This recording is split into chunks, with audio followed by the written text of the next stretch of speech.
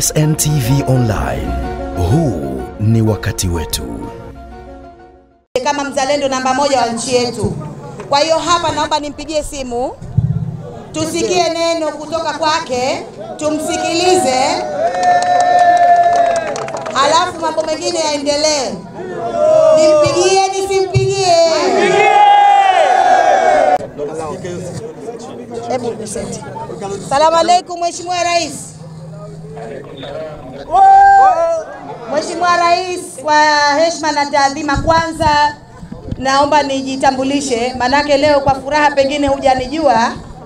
Mimi kijana wako naitwa Mheshimiwa Tabia Mwita, waziri wa vijana na michezo. Tuko na wananchi karibuni 10,000. Tulikuwa tunaangalia pambano letu la vijana wetu, wangependa kusikia neno kutoka kwako ili wakalale na furaha leo. Kwa hiyo Mheshimiwa Rais, karibu, wananchi wanakusikiliza. Karibu sana Mheshimiwa Rais. Asante sana. Kwanza kumshukuru Mwenyezi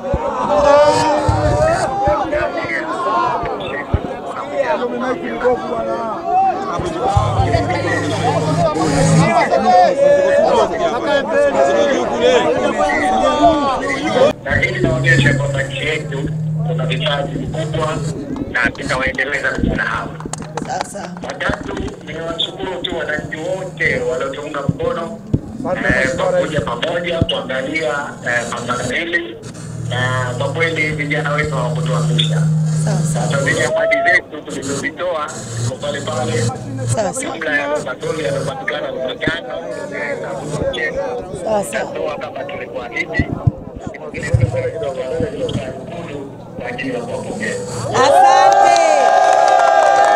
Asante sana Mheshimiwa Rais.